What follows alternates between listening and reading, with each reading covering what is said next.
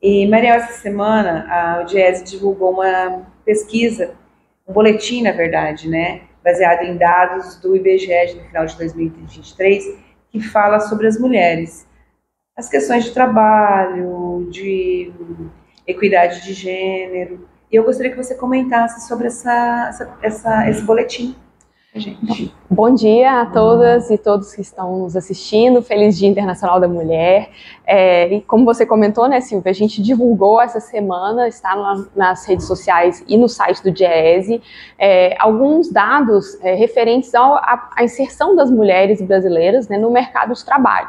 A gente tem, no final de 2023, mais de 90 milhões de mulheres que têm mais de 14 anos, ou seja, que estão aptas, né, para trabalhar de alguma maneira. E a maior parte dessas mulheres, quase 48 milhões, estão no mercado de trabalho, né? A maior parte dessas mulheres são mulheres negras, né? E aí, quando a gente observa as principais características dessas mulheres, a gente tem alguns resultados muito interessantes que mostram, né, grandes questões de diferença regional, né, de desigualdade, né, de raça que a gente tem aqui no Brasil e como que isso se mostra no mercado de trabalho, né? Então, por exemplo, uma das principais questões que a gente trabalha, né, nas pesquisas de mercado de trabalho é o salário, né? E o que a gente observou a partir desses dados é que a diferença salarial entre homens e mulheres continua muito grande, né? Nos últimos anos tem havido, né, tentativas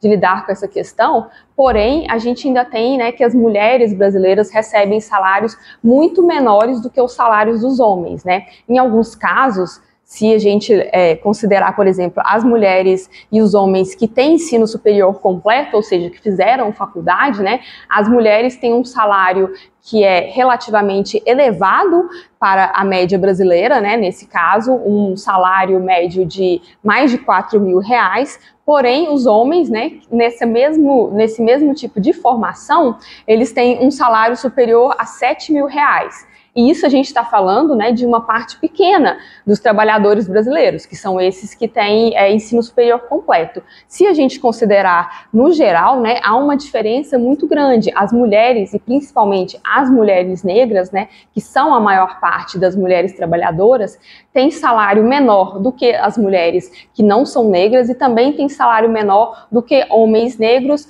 e do que os outros homens, né? Então, há uma diferença que a gente tem que levar em consideração, né? Essas questões de raça são muito importantes para a gente discutir o mercado de trabalho, inclusive porque essas mulheres também estão mais alocadas em serviços sem carteira assinada, então estão no mercado informal, ou seja, não tem carteira assinada e também não tem acesso, né, aos benefícios previdenciários, ao salário maternidade, por exemplo, quando elas são mães, né, não tem auxílio-doença, então isso acaba se tornando um problema para essas mulheres durante toda a sua vida, enquanto elas estão trabalhando e depois quando elas já não têm mais capacidade de trabalhar. Também tem uma outra informação importante nesse boletim que a gente preparou, que é essa questão de trabalhar, mas não trabalhar de carteira assinada, né? Que é as pessoas que estão no mercado que a gente chama de informal. A gente analisou os dados de todos os estados e aí a gente observou que as mulheres brasileiras têm uma taxa de informalidade, né, de mais ou menos 40%. Ou seja, dessas mulheres que estão trabalhando atualmente no Brasil, 40% não estão trabalhando de carteira assinada. Estão trabalhando de maneira informal, sem contribuir para a Previdência.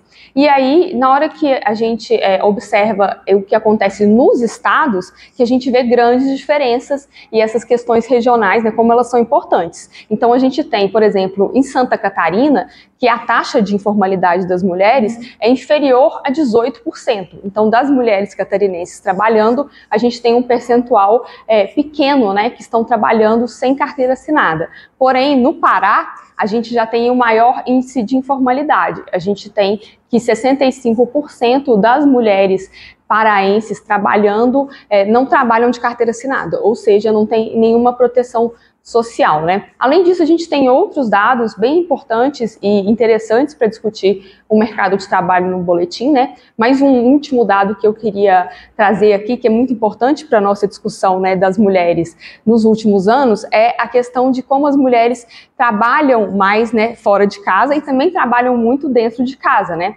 Que é o que tem sido chamado de economia do cuidado, né? De cuidar da casa, de cuidar das crianças, de cuidar dos idosos ou das pessoas que não podem, né, viver sozinhas. E essas mulheres, em 2023, elas trabalharam dentro de casa 15 dias a mais do que os homens. Então, é quase, né, se a gente for pensar, 2 semanas aí de trabalho extra que as mulheres tiveram com relação aos homens. E essa é uma estatística muito importante, porque não tem como a gente discutir, né, as políticas públicas para o mercado de trabalho sem considerar que as mulheres, quando chegam em casa... A sociedade, como um todo, pode fazer para mudar esse cenário? Acho que isso é uma questão muito interessante, porque a gente não pode pensar só em como que vão ser as políticas, né, ligadas ao mercado de trabalho especificamente, né? Porque as mulheres, quando vão trabalhar, elas continuam sendo responsáveis, né, pelo cuidado em casa e pelo cuidado com as crianças. Então, a gente pensar nas políticas públicas para lidar com essas crianças, né, um acesso maior a creches, a escola em tempo integral, né, e também aos horários alternativos, porque uma reclamação muito comum, né, das mães hoje em dia é que as creches e escolas têm horários que são diferentes do horário de trabalho, então, né, essas mulheres não conseguem se dedicar a essas duas coisas ao mesmo tempo, né. Isso é uma coisa que a gente precisa de pressionar, né, os governos em todas as esferas para resolver, né. Uma outra questão também que é muito importante, eu acho, é a gente debater de uma forma mais clara a questão salarial, né. Então, o governo federal tem uma iniciativa que foi colocada em prática, né, no ano passado, de mapear essa desigualdade salarial, né, e tentar implementar políticas de igualdade de gênero no ambiente de trabalho, né, para que homens e mulheres tenham salários iguais quando fazem, né, o mesmo tipo de trabalho. A gente precisa de ter mais transparência nesses dados também, né, que as empresas se sintam obrigadas a trazer essa discussão para a sociedade, né, mas como você comentou, a gente não pode, né, pensar só no que os governos têm que fazer, mas na sociedade como um todo, né. Eu acho que uma das principais coisas que a gente pode fazer é valorizar esse trabalho que não é remunerado, né, esse trabalho das mulheres dentro de casa, né. Tem alguns estudos internacionais que mostram, né, que se essas mulheres e os homens em menor medida que trabalham dentro de casa, se todo esse trabalho fosse remunerado, a gente teria uma adição na economia de mais de $1 trilhão, né, ao redor do mundo. E aqui no Brasil isso teria um impacto muito grande, porque essas mulheres, né, acabam sendo cuidadoras de toda a sociedade. Então é importante que a gente consiga discutir uma maneira de valorizar esse trabalho. Baseado em tudo que você falou, qual a mensagem que você deixaria para as mulheres nesse dia 8 de março, que é um dia de luta, né, de luta, reflexão? Eu acho que é uma mensagem, assim, que eu acho que nós mulheres, né, aqui em 2024, temos que agradecer às mulheres, né, que há tantos anos, décadas, estão aí lutando para a gente ter as conquistas que a gente conseguiu até hoje, né, porque isso tudo foi fruto de muita luta, né, e as mulheres que estão na rua hoje, né, lutando também, estão lutando por nós, né, pelo nosso futuro, pelo futuro das gerações seguintes, né, das meninas que ainda não estão no mercado de trabalho, que são crianças.